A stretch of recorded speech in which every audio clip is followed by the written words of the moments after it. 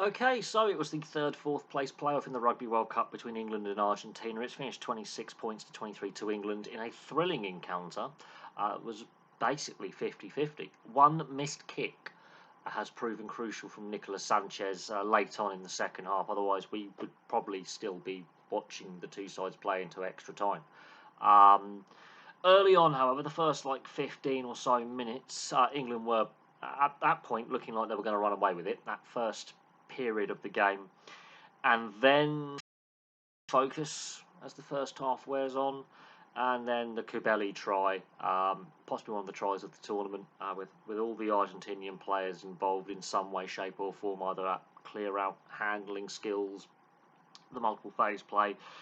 And then the beginning of the second half with two tries in basically about a minute's worth of play. Really, you're thinking this could be any kind of scoreline. This could be a ridiculous scoreline.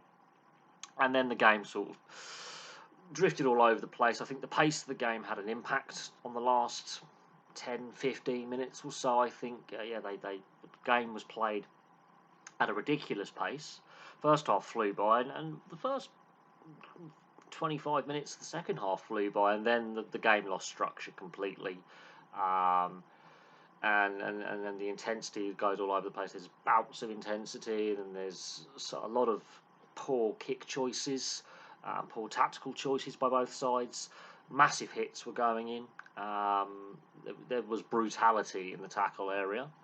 I wasn't happy with how both sides basically kept questioning almost every refereeing decision as the game wore on. It was that just smacked of similar to what you see in football. I didn't like that, and that's slowly creeping into the game more and more. Is players who are not the captain or vice captain basically going up to the referee at every whistle, every stoppage, and complaining and wanting this checked and that checked.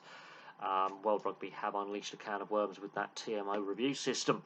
But anyway, the game itself, at the first 15 minutes, England just get some scoring on. They blitz it on the scoreboard with 2 penalties and a try. Farrell gets the scoring underway after just 3 minutes of play. Ben Earl gets his first try in an England shirt on 7 minutes, which is a really good reward for a very solid World Cup performance from Ben Earl. Farrell converts that, and then Farrell slots another penalty on 13 minutes. So the scoreboard's nice, it's ticking over, and England are looking in control at this point. Argentina are struggling to make an imprint on the game. Buffelli starts the Argentinian scoring on 23 minutes. Farrell responds on 30 minutes. So England, 16-3 up after 30 minutes of play, looking comfortable. They've got a good platform to build on. And there are some ridiculously big hits going in. Both sides are giving no quarter in the tackle area. It's a very even contest. If the scoreline doesn't suggest that, it actually was an even contest, mostly in the middle third of the field. Once England had their little, 10-minute blitz in the beginning of the first half, it settled down into a pretty brutal physical contest, but also played at a relentless intensity and pace. This game really was played at a great intensity, great pace. The first half flew by. Absolutely flew by. I think that's impacted how the second half played out somewhat, with both sides looking out on their feet. Poor decision making as the game went on. It got a bit scrappy as the game went on, but that intensity in defence was not lacking. It was brutal. Now, the Kubeli try, I think, is one of the best passages of play we've seen at this World Cup. Honestly, it's one of the best passages of play I think I've seen at this World Cup, and there's been some really good tries scored, and there's been some really good nearly tries scored. So some really good passages of play with fast ruck speed, interplay between backs and forwards, great handling skills, great running lines.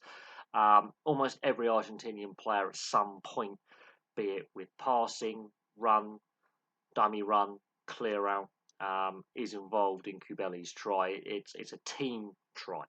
It's fantastic, ridiculous, really. But the pace they do everything at is just breathtaking, because they hadn't really clicked in the first 30 minutes. It was a very even contest, apart from the Ben Earl try and several Farrell penalties.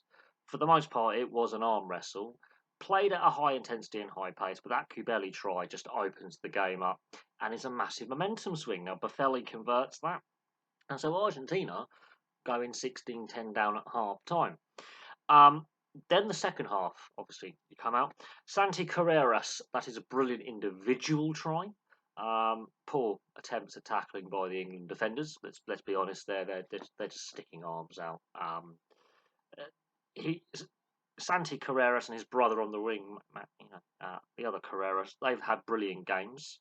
Um, the Carreras brothers, for their size, are ridiculously powerful, but Santi Carreras shouldn't be able to basically get through those attempted tackles. Um, but it's a great individual try, and again, it's done at pace. He hits the ball at pace on a good angle, and he just through the line. But it's a great individual try. That's on 42 minutes. Buffelli converts that, but then Carreras gets charged down by Theo Dan basically a minute later, and Farrell converts that. So suddenly we've had an electric start to the second half. Both sides have basically the momentum has swung just like a pendulum.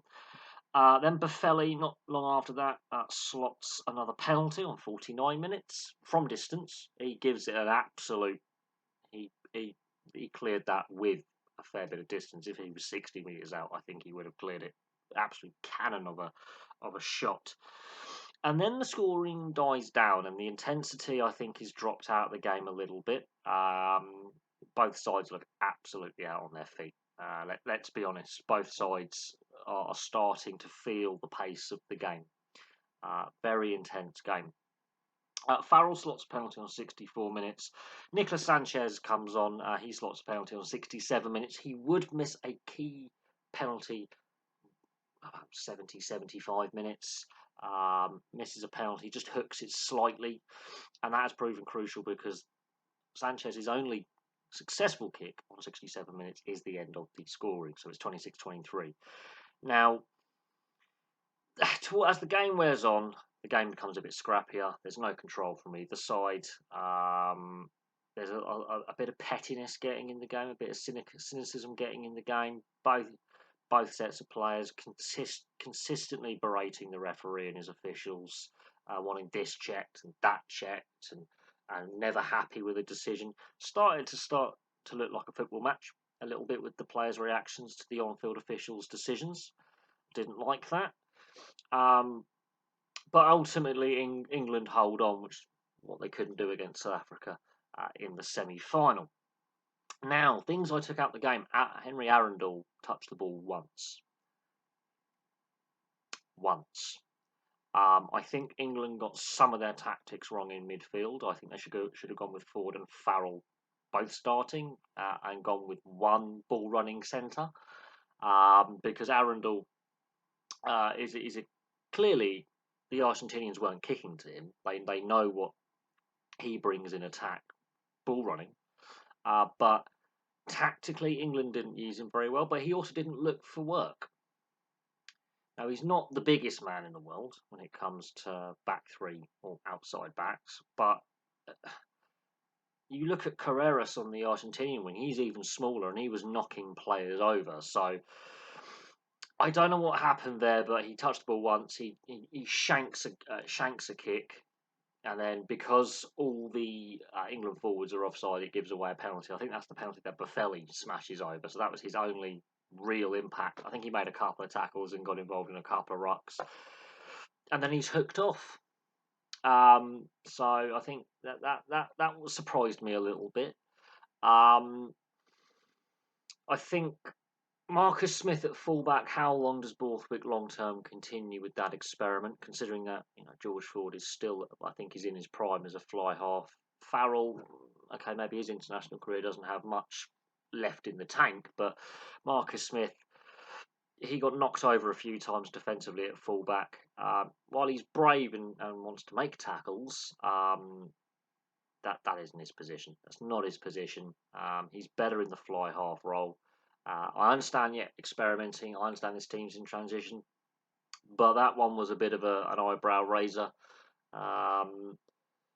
He just doesn't look comfortable under a contested high ball. Now, if he's not being challenged for a high ball, he will take that all day long, and he can run, and he can pass, and he can kick, and all those lovely things, and he can bring players into play, and he can run some good lines. But defensively, doing the defensive duties and then standing up to the physicality of being that last line of defence. Yeah, he's got bashed around in this World Cup. Now, Marcus Smith is a very talented fly half. He's not a fullback. He's not a fullback. When they started to make the substitutions, they could have moved Arundel to fullback or Stewart to fullback and brought Marcus Smith into the fly half or inside centre position. And then they left him out there, and he's brave in the tackle area, but he's had a bit of a bruising World Cup knockout stages from the Fiji game, the South Africa game, and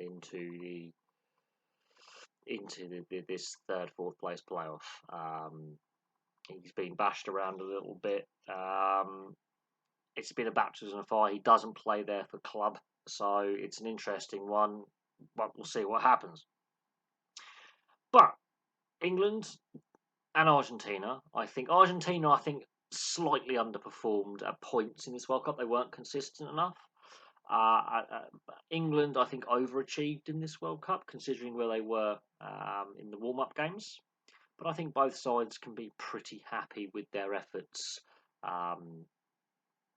tonight and getting to this point. I think there's a lot of promise with some of the Argentinian youngsters coming through, and there's a lot of promise with a lot of the England youngsters coming through. I think these are two sides that are going through a transition phase. But it was a great game. A lot of people go, I'm not watching the third, fourth place playoff. Oh, it's a nothing game. Sometimes those bronze medal matches are sometimes better than the final because the pressure's sort of off a little bit. There's less expectation on either side. And both these sides were very strong lineups that were selected by Borthwick and Chaker. They really put out strong sides for this game, which I think added to the intensity and pace of the game for the first 60 odd minutes. The contact area was brutal, but I do think with this new TMO review system that they brought in, the rule changes surrounding the TMO, it's sort of encouraging a bit of gamesmanship from the players where they're constantly crowding around the referee now, like a football-esque attitude to the officials. World Rugby have opened up a can of worms with that one. In fact, a lot of decisions World Rugby are making lately are opening up a lot of can of worms which could actually negatively impact the sport going forward over the next 5 to 10 years. And I've been highly critical of the TMO review system. Suddenly, we're not seeing these yellow card thresholds reached for head contact, and some of the tackles tonight were yellow card sin bins in the pool stages. So whether they've reacted to criticism of being overly harsh, or suddenly these games are the knockout games, and suddenly, the World Rugby probably given a directive saying don't send players off. Let's not have a barrage of abuse on social media and criticism in the mainstream media. I don't know, but there were one or two challenges tonight that I think in the pool stages are yellows. So the consistency isn't still not there, and they seem to have backed off clamping down on head contact all of a sudden. But that's my view on it. Anyway, thank you very much for watching. I'll place your thoughts on the game in the comments section below. And of course, tomorrow night is the final between the Springboks and the All Blacks. My brother-in-law is a Kiwi. Some of my good friends are South African, so I'm looking at that as a win-win for me. And I'm really looking forward to seeing if South Africa for the first time can retain the Webb Ellis. And I'm looking to see if the All Blacks can continue to win it again and then add to their record Webb Ellis Hall. So there we go. Anyway, thank you very much for watching, and I'll have some more content for you very, very soon.